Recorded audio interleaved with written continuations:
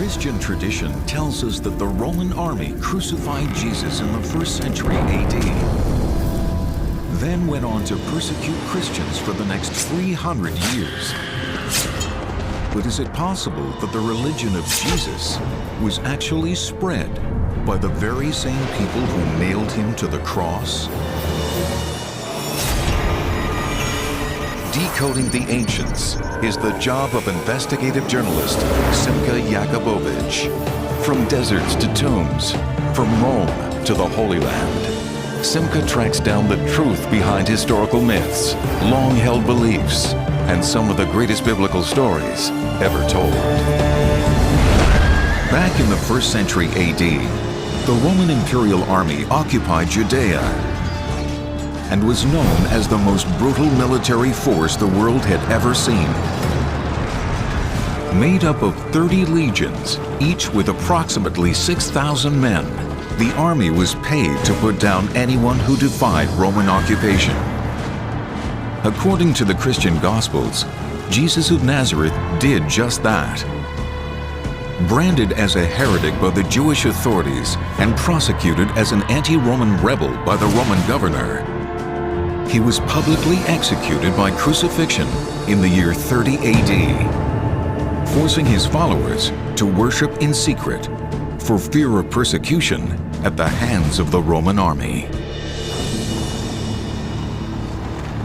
And yet, just outside the ancient city of Jericho, there is evidence that the same Roman army that oppressed Christians may have been secretly worshiping Jesus. Less than 3 kilometers from where the Roman army was garrisoned in the year 70 AD, there is a cave that seems to have been used as a church as early as the 1st century. Simcha has come here with the man who discovered the cave, archaeologist Yuval Peleg. The Roman military was around here, right? הצבא הרומי מגיע בשנת 68 בקיץ, במסגרת הדיכוי של המרד הגדול, הוא מגיע מהצפון, מגיע ליריחו. Right over here, right? Like 2 קילומטר, 3 קילומטר בערך, ומחכה שם לקראת העלייה לכיוון ירושלים. Peleg believes that the cave contains important archaeological information that may date to the time of the Roman occupation. Simcha wants to go down and take a closer look. But the cave is known to harbor a potentially fatal disease called cave fever, which is carried by ticks that live in the rocks. So before descending into it, both Simcha and Yuval have to protect themselves.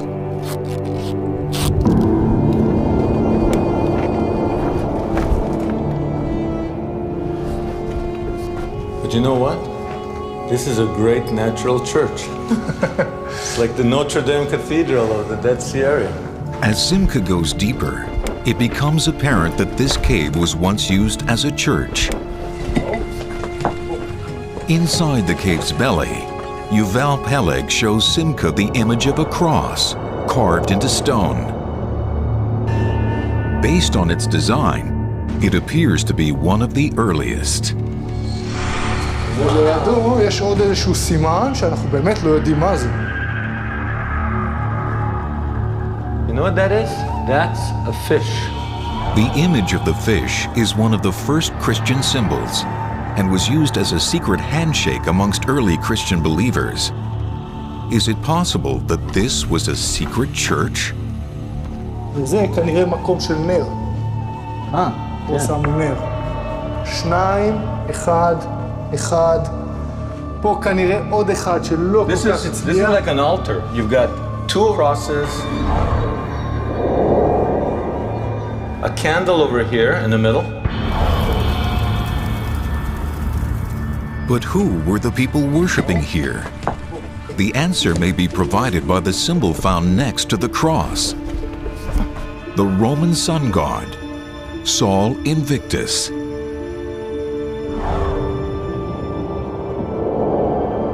The sun is a very important symbol in the Roman army, for example, Apollo, Sol Invictus. מסכים? Romans worship the sun as the supreme god. But here it is, with a vertical line dividing it into 2. Could this solar disk be how the first Roman Christians tried to integrate the Christian idea of the Father and the Son into the Roman belief in the Son. So is it possible that this cave was a secret church for Roman soldiers from the nearby camp? Simca is now shown another symbol that may answer that question. A symbol that looks remarkably like a Roman military standard, known as the Aquila. A banner topped by an eagle, its wings spread wide in the shape of an upside-down triangle. I think it's an amazing thing. In a place where you have purposeful crosses, you also have something purposeful that looks like a standard, some kind of flag with a cross in the middle, like it flows down. It could be even cloth or something. We have a puzzle. We have a sun, crosses, some kind of symbol. חידה גדולה.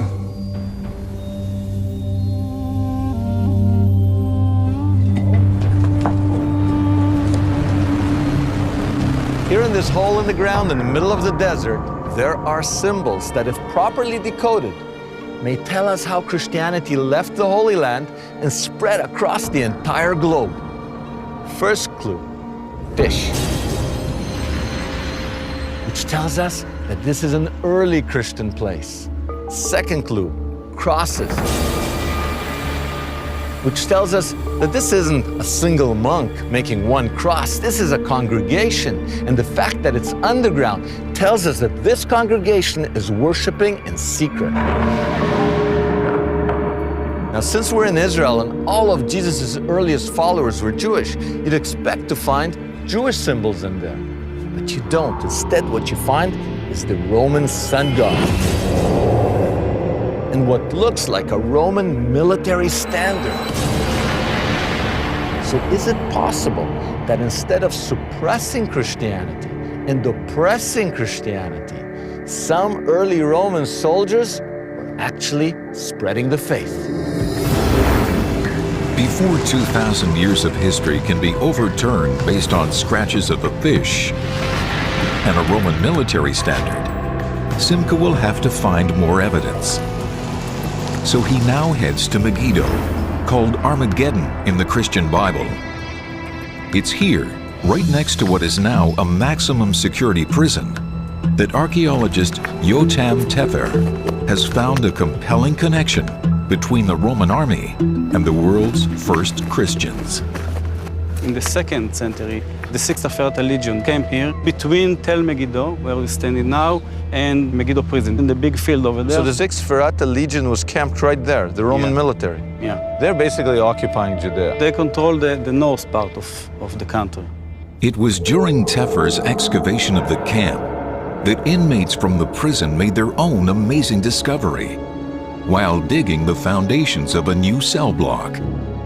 What they found were the ruins of a Jewish village that bordered on the Roman camp that Tefer was excavating outside the prison. And there, right where the village and the camp met, on the Roman military side, they found a mosaic containing images of fish. At first, they believed the fish were simply decorations, but as excavations continued, they found a definite link to Christianity. The first inscription, it was dedicated to Jesus Christ. Then we found another 2 inscriptions. The last one talking about Roman army officer, centurion, that give the money for the floor. So this mosaic, there's an inscription dedicating it. Dedicated by a Roman officer. It was confirmed. The mosaic belonged to a house church that was built by a Roman centurion. It was positioned on the border between the Jewish village and the Roman camp. Conclusive evidence that rather than oppressing the first Christians, at least some Roman soldiers were offering them shelter, a place where both Roman soldiers and Jewish villagers could worship Jesus together. But were they practicing Christianity as we know it today? Just like the sun symbol found in the cave near Jericho, the centurion's dedication may hint at a pagan sensibility. The mosaic says, dedicated to the God, Jesus Christ. But the New Testament never refers to Jesus as a god, suggesting that the Romans who worshipped here thought of Jesus as one of many gods, rather than part of the one true God. To their amazement, right next to the fish, Teffer's team also discovered remnants of a stone table, leading him to believe that the type of worship that was going on here was already highly ritualized. Do you think this table is really a precursor to an altar? Yeah, later on it became an altar, yeah. To share a communal meal. But this And- is huge. Taking communion, eating together, Jews and Gentiles. And you found this We right at the found- edge between Romans and Jews. Yeah, Roman and Jews, they living together. Now, this is like 100 years before Christianity becomes the religion of the Roman Empire. This is why it's so important, because if we put everything together, it's evidence of Christian religion in the Roman army. Yeah. But was this Christianization only happening in the Holy Land? Or could it be that just as in Jericho and Megiddo, secret Christians in the Roman army were spreading the faith to Roman forts throughout the empire? To answer this, Simca's investigation leads him to the largest Roman military base in the ancient Near East, the stronghold of Dura Europus. The conventional wisdom is that the world's first Christians were Jews and that they were persecuted by the Roman army. To escape, they fled north to modern-day Syria, Lebanon, and Turkey. But we've seen evidence that as early as the 2nd century, some Roman soldiers were Christianized. So is it possible that the world's first Christians went north, not because the Roman army was persecuting them, but because they were sheltering them? Not because they were fleeing from the Roman army, but rather because they were following the Roman legions northward. To find the answer, Simca has followed the trail of the Roman army here to the Syrian desert, to a city the Romans occupied in the 2nd century. This stronghold had been buried under desert sands for some 1,600 years. Then, in 1920, a soldier digging a trench accidentally discovered it. When archaeologists began excavating, they soon realized it was the long-lost city of Dura Europus. Because of politics, it's impossible to travel from Israel to Syria. So Simca must ask his friend, archaeologist Dino Politis, to investigate these Roman ruins for signs of Christian worship. Ségolène de Pontbriand has been helping to unearth the city's remains for the past 2 years. We call Dura the Pompeii of the desert, which is very incredible to have all this building in the same place. Despite the common belief that Christians weren't worshiping openly in the first centuries for fear of Roman persecution, archaeologists here uncovered evidence to the contrary. Not just a house church hidden in a soldier's home, but the world's oldest Christian church. Here in Dura, what's the best evidence that we have Christians? You are going to see the most important, which is the Christian building. This big door is the entrance for the main room. I think it's the oldest we have in the world. When archaeologists found the church, they also discovered the world's oldest Christian frescoes. However, they have since been sent to Yale University. The frescoes are proof that Christians weren't just getting by at Dura Europus, they were flourishing here. In one of the frescoes, there is an early symbol of Christianity. There is a good shepherd just over here. You can see the sky, also the shepherd here, and is holding a sheep. Early on, the Good Shepherd became a symbol of Jesus, borrowed from the god Attis, worshipped in the Roman army. This is the first proof for Christian art. It's very important. When first discovered, this corner contained a baptismal font, proof that the people who worshipped here were open about their Christianity and were even baptizing new converts. Finding this Christian church isn't enough to prove that Roman soldiers were taking up the faith here. But it does tell us that Christians were being tolerated. There are Christians obviously living and painting beautifully their walls Yeah. when Christianity is supposed to be illegal. But here there's no problem. There is no problem. Does all this demonstrate that Roman soldiers were converting to Christianity? Unlike the cave near Jericho, where we found Roman military symbols next to crosses, this church has no explicit Roman army symbols. So if Roman soldiers weren't worshiping here, where did they worship? Just down the street from the church, excavations have unearthed a temple devoted to the goddess Artemis. We are in the temple of Artemis, dated from the 1st century AD. So Roman pagan period. Yeah. Artemis was a fertility deity. She was the most popular goddess of the pagan world. Her cult was centered in Ephesus, modern Turkey. Here in Dura Europos, her temple was found right next to the Roman commander's house, known as the Praetorium. You could see this is a meeting room with some stairs. You can have a seat. Yes, we can see. I can see inscriptions too. In Greek. Yes. This is the name of the person who are sitting here. Strangely, none of these inscriptions refer to the goddess Artemis, but right above a stone seat that was inscribed with one worshipper's name, archaeologists found a cryptic symbol painted on the wall. The symbol is called the Satyr Square, or Magic Box. Not only does it predate the Christian church down the street, it might just hold a secret Christian message. They have found 4 Satyr Square, actually. Yeah. This is in this very temple. It was on a plaster. Just like that. This is a Roman inscription, and it could be like a code for the Christian. Code. It's for sure a soldier inscriptions. Is it possible that Ségolène de Pontbriand is right? Could this be a secret Christian code that was used by Roman soldiers? The Satyr Square is made up of 5 Latin words: rotus, opera, tenet, arepo, and satyr. But the square is also a palindrome, which means the same words can be read forwards and backwards, top to bottom. Always the same.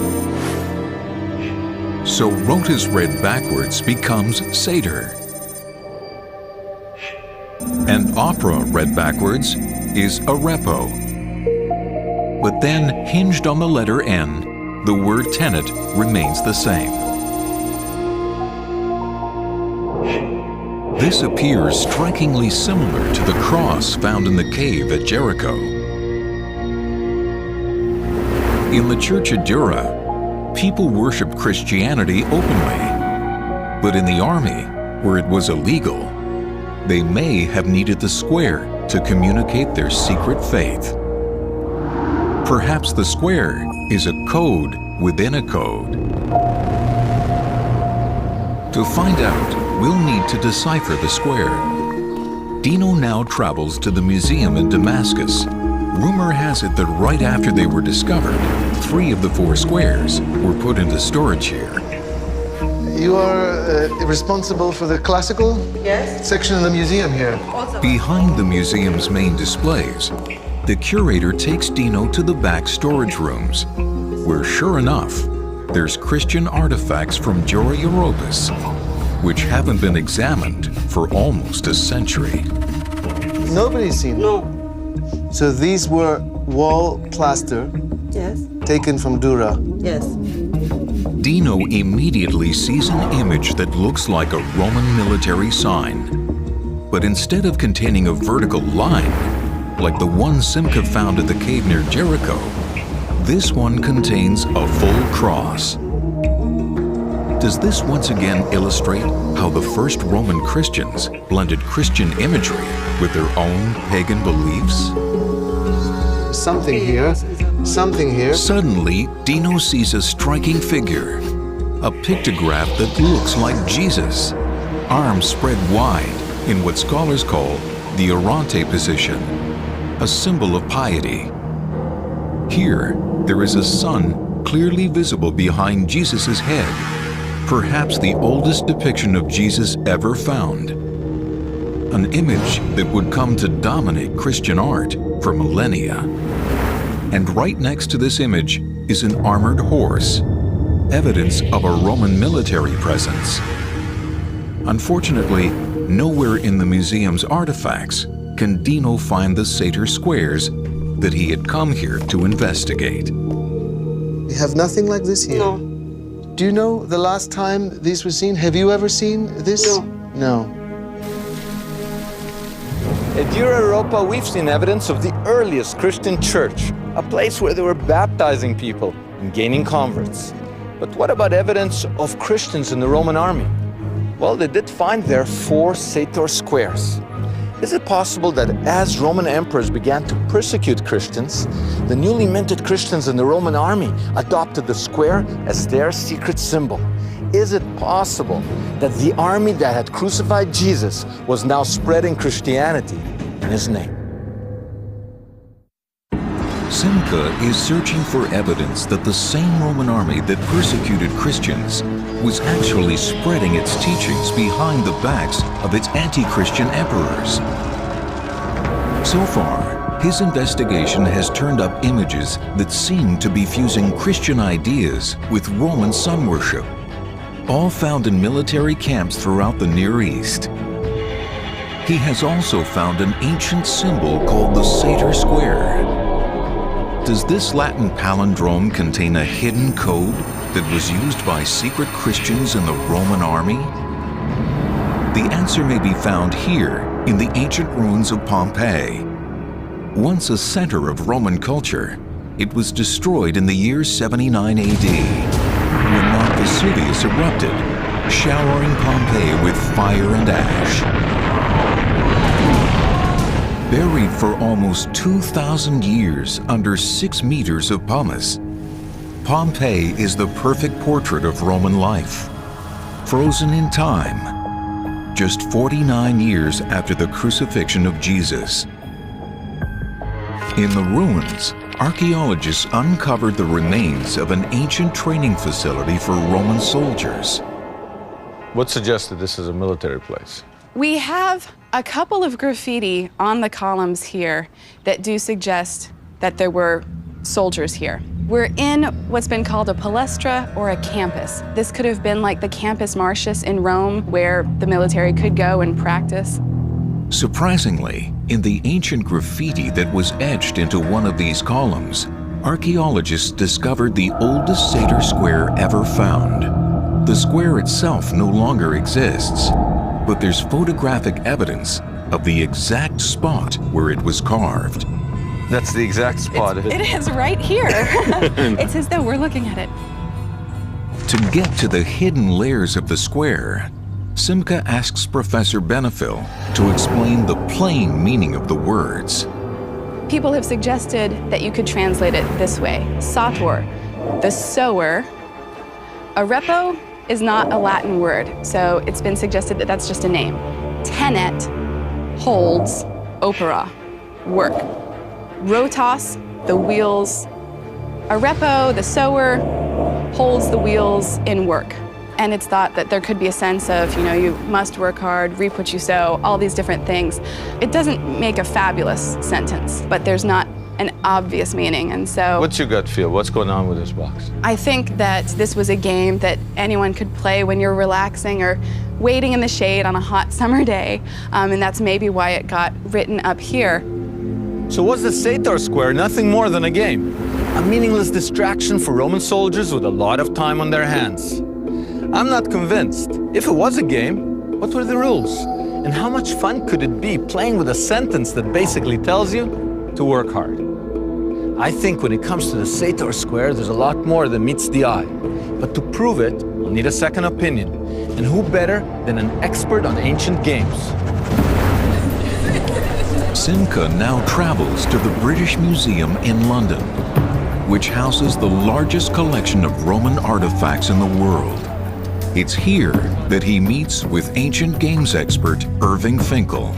The Romans liked to carve their war games in public places, on pavements and on stone, and sometimes the points of the game, instead of being just with dots or something, were actually laid out with letters which, read together, made sense. And then you encounter the Sator opera. You think to yourself, oh, this is some kind of 5x5 game. But I'm fairly sure that it's nothing to do with that whatsoever, and it has to be separated and regarded as an altogether different category. Let me see if I understand. You're saying, given what you know about games, this is not a game. I'm certain it's not a game, yes. Because the kind of place that it's found, coupled with the amount of labor it costs to carve it on stone, which is not a slight matter, means that it had more significance than that. And since the primary significance is so unclear, I should think the secondary underneath significance is the real one. You think it has meaning? It certainly has meaning, because you don't find lots of Latin inscriptions which are meaningless. Dr. Finkel has confirmed Simca's original suspicions. The Sator Square is definitely not an ancient Roman game. But does it contain a hidden Christian meaning? In an attempt to decipher the square, scholars considered whether the surface meaning of the words were a diversion. So they scrambled the letters to see which Latin phrases they could build. What they came up with ranged from the political, the one in power is at fault, to the demonic, Satan, cruel in all your works. But most were simply absurd. He terrifies the rutabagas, leading most researchers to believe that the square was nothing more than a collection of random words, chosen only for their ability to fit the design.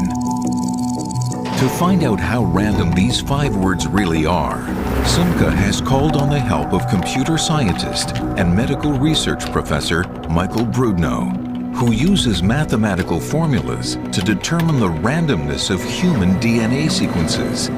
Simca has asked him to apply the same techniques to see whether the square's letters conceal a secret code. You're looking for things which happen by chance very often and trying to tease apart, is there a hope of this being non-random? Professor Brudno assembles a database of all the 5-letter words in the Latin language that can be read both forwards and backwards to see how many 5-word squares can be built. The results are astonishing. So from these, we built 50,000 squares.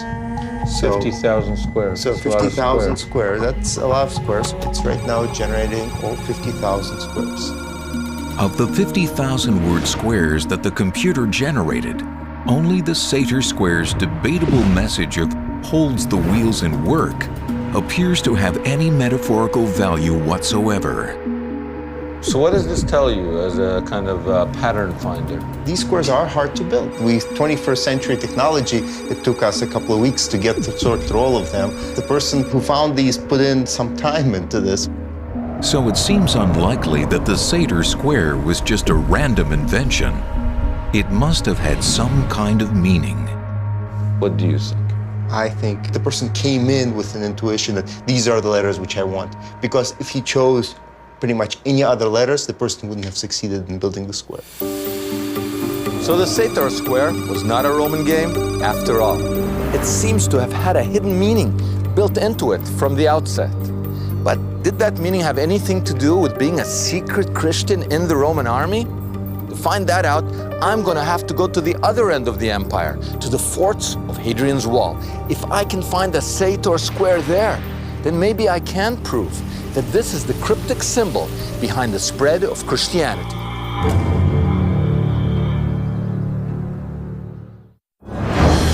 Simca believes that the Roman army that nailed Jesus to the cross also spread Christianity to the ends of the Roman Empire.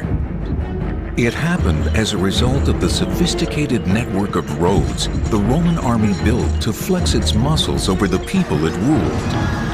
The roads didn't just move soldiers, but also ideas, one of which was Christianity. So far, Simca has found evidence of Christianity among Roman soldiers serving in the Holy Land and nearby Syria. He's even found a mysterious symbol called the Satyr Square that may contain a secret Christian message. But is there any evidence that Roman soldiers serving in the area of the Holy Land made it to the farthest reaches of the empire and brought Christianity with them? In Manchester, they found military discharge diplomas belonging to Roman soldiers from the 2nd century AD. What have you got here? These are very helpful because they're a snapshot in time of the garrison of a province. Does the picture tell you of movement? The name of the place where he came from doesn't survive complete. It would suggest he came from Heliopolis in Syria. That's very close to Jesus' country. Yeah. We're talking 133, 132. Jesus was crucified in 33, which means that they could have come into contact with the very earliest Christians. It is quite possible. So soldiers from the Holy Land made it to England. But were they Christians?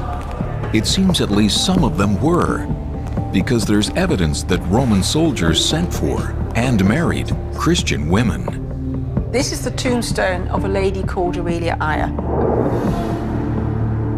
She herself came from Salonas, which is in modern-day Croatia, and that is one of the earliest Christian cities in mainland Europe. So that suggests that she may be a Christian, and the idea is then supported by the fact that she lived without blemish. It's an epithet which tends to be used in Christian contexts. So the information pulled together suggests that this is a Christian. The tombstone shows us that not only was she a Christian, but she traveled across the Roman Empire to get married to a Roman soldier. It seems soldiers from the Holy Land traveled to Roman Britain, and some of them were sending for and marrying Christian women. But if the Roman army had a secret population of Christians, is there evidence of that in a military context? Simca now travels north to Hadrian's Wall, built in the 2nd century to defend against Celtic tribes from the north. Vindolanda was one of the military forts along the wall. It's here in the soldiers' barracks that archaeologists have uncovered the foundations of a Christian church, a Christian tombstone, crosses, and a so far undeciphered symbol carved into a portable altar. This sun cross reminds us of the ones we found at the cave outside Jericho and at Dura Europos. But it has evolved even further. It's now more like an abstract portrait of the crucifixion. Further evidence that Roman soldiers were fusing both pagan and Christian ideas into one, and that they were carrying those ideas with them to the farthest outposts of the Roman Empire. The most famous Christian in the Roman army is the first English martyr, St. Alban. St. Alban is said in the accounts to have been martyred by Caesar, who caused this soldier to be arrested for being a Christian, refusing to carry out pagan ceremonies, and has him executed. This story demonstrates why it was important for Christians in the Roman army to keep their faith a secret and share a symbol that no one could decode. I think that the square is likely to be Christian. Christians would be able to use this as a secret way of communicating with each other. To find that symbol, Simca now travels back to the city of Manchester. Once a western outpost of the Roman Empire, it's here that archaeologists uncovered the fragment of a satyr square that just might be the oldest Christian artifact ever discovered on British soil. So was this a big surprise? You could say that, yes. It's one of those wonder moments for an archaeologist when you come across a find like this. You've recreated that around that, eh? We have enough there to enable us to be very confident in reconstruction. This is a very standard piece of Roman pottery called an amphora, and these were big storage jars which were used for olive oil, fish sauce, wine. This kind of clay jug was used to store wine, and the fact that it has the satyr square engraved right on it strongly suggests it had a ceremonial purpose. Maybe it was used during communion. And the interesting thing with this find, it came from a rubbish pit between two buildings. Simca now finds out that the rubbish pit was located next to a Roman military fort. There would have been auxiliary soldiers bringing their religions with them, one of which would have been Christianity.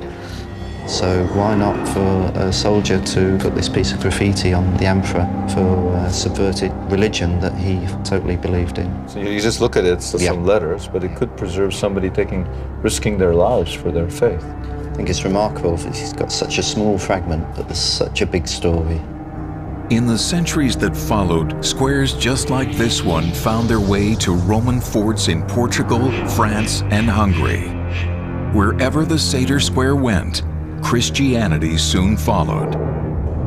But can the secret message of the Satyr Square finally be decoded?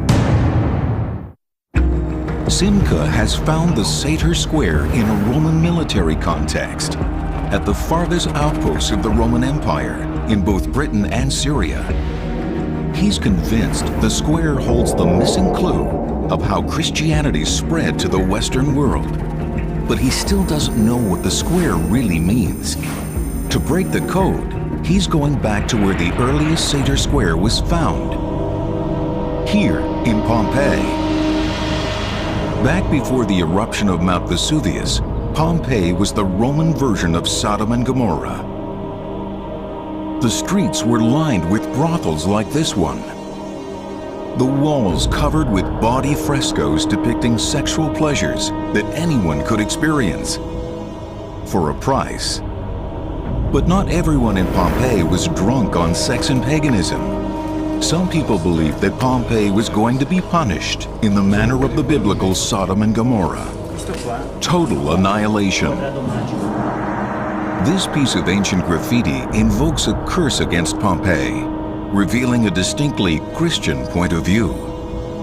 What do we make of it? You always want to start with what's the clearest, and this is a cherem, C-H-E-R-E-M, is a transliteration of a Hebrew word.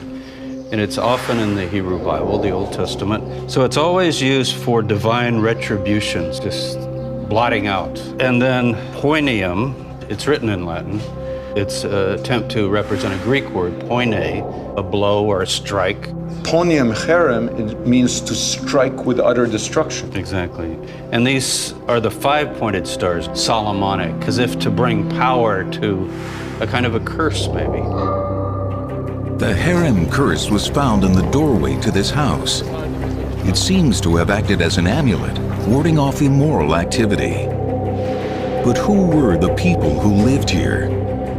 Inside, archaeologists found a fresco that depicts the owners, a man named Paquo Procolo and his wife.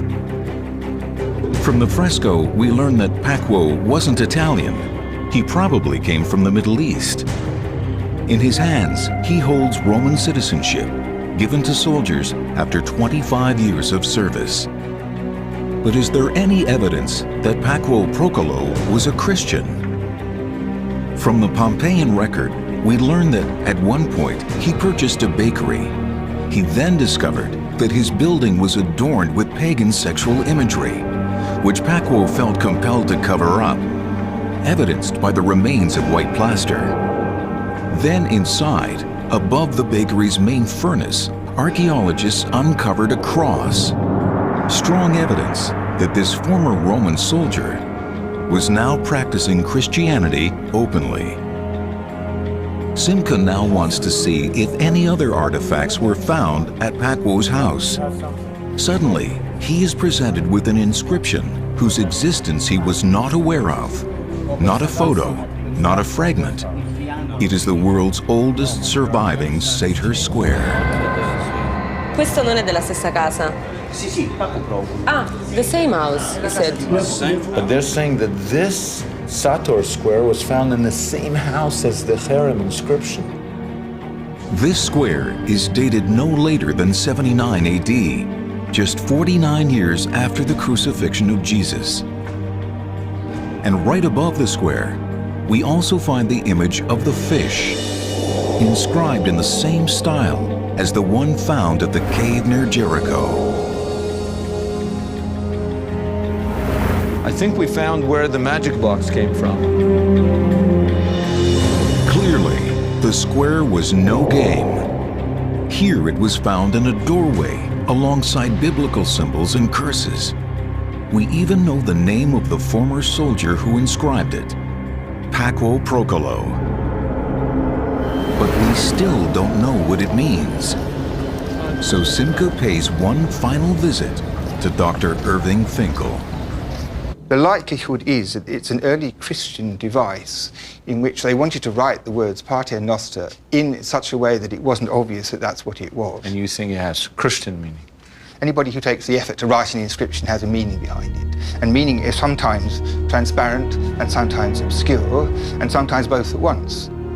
Dr. Finkel believes that the square refers to the phrase Pater Noster.